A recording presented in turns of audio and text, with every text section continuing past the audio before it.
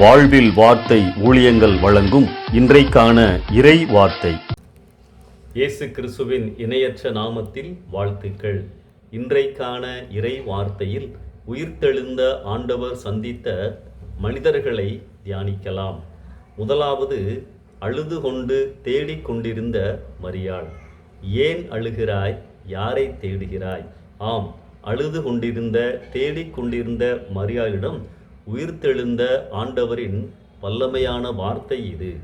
இயேசு உயிர்த்தெழுந்ததினால் நாம் அழுக வேண்டிய அவசியமில்லை, எதையும் தேட வேண்டிய அவசியமில்லை, உண்மையான தெய்வத்தை தேடி அலைய வேண்டிய அவசியமில்லை.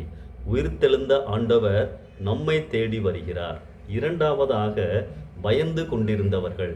சீஷர்கள் யூதர்களுக்கு பயந்ததினால் கதவை பூட்டிக் கொண்டு உள்ளே இருக்கும் பொழுது உயிர்த்தெழுந்த ஆண்டவர் உள்ளே வந்து உங்களுக்கு சமாதானம் என்கின்றார். அன்பானவர்களே, ஏதோ ஒன்றை நினைத்து பயந்து கொண்டிருக்கிறீர்களா? குழப்பத்திலே இருக்கின்றீர்களா? இயேசு சமாதானத்தை கொடுக்கிறார். அவர் உங்கள் வாழ்க்கைக்குள் வர முடியும். மூன்றாவதாக, பின்வாங்கினவர்கள். இயேசுவின் சீஷர்கள் இயேசுவின் கட்டளையை மறந்து மீண்டும் மீன்பிடிக்க சென்ற பொழுது உயிர்த்தெழுந்த ஆண்டவர் கடற்கரையில் அவர்களை தேடி வருகிறார். புசிக்க ஏதாகிலும் உண்டா? இன்னும் நான் உங்களிடத்திலே எதிர்பார்க்கிறேன். அப்பொழுதும் அவர்களை போஷிக்கின்றார். பேதுருவை மறுபடியும் உயிர்ப்பிக்கின்றார். ஆம், நாம் அவரை விட்டு தூரமாய் போனாலும் அவருடைய அன்பு மாறாது, ஆசீர்வாதங்கள் மாறாது, குறையாது. பேதுருவை முதலில் சந்தித்த பொழுது அவர் காலியாய் இருந்ததினாலே படகுகளை மீன்களால் நிரப்பின தேவன் இப்பொழுதும் மறுபடியும் மீன்களினாலே படகை நிறைக்கின்றார். என்ன சொல்லுகின்றார்? நீங்கள் மாறினாலும் நான் ஒரு காலும் மாறாதவர். ஆம், இயேசு கிறிஸ்து நேற்றும் இன்றும் என்றும் மாறாதவராய் இருக்கிறார். நாம் திரும்பி வர வேண்டும் என்பதுதான் அவருடைய உன்னதமான எதிர்பார்ப்பு. நான்காவது, சந்தேகப்பட்டவர்கள். இயேசு தம் சீஷர்களை சந்தித்ததை தோமா மட்டும் நம்பவில்லை. இயேசு மறுபடியும் வந்து தோமாவுக்கு தன்னை நிரூபிக்கின்றார், சந்தேகத்தை போக்குகின்றார். ஆம், ஏதோ ஒரு நிலையில் நீங்கள் இயேசுவை சந்தேகிக்கிறீர்களா? இயேசு உங்கள் சந்தேகங்களை நீக்கி தெளிவை தருவார்.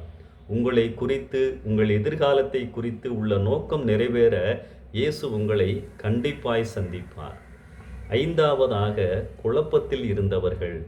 எம்மாவு சாலையிலே 2 பேர் குழப்பத்தோடு பேசிக்கொண்டு போகும் பொழுது இயேசு தாமாகவே அவர்களோடு சேர்ந்து கொள்ளுகிறார். எவ்வளவு உற்சாகமான வார்த்தை இது!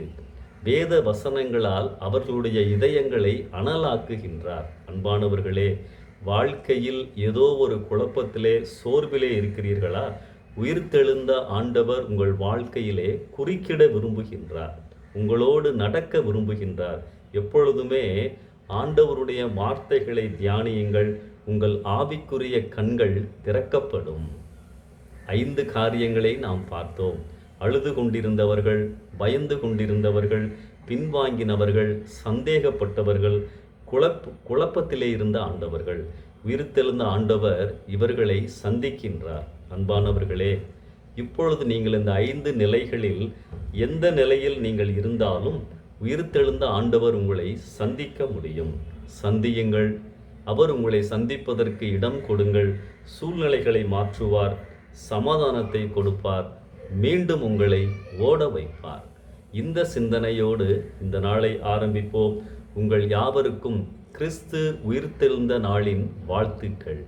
சமாதானம் உண்டாவதாக. ஆமென்.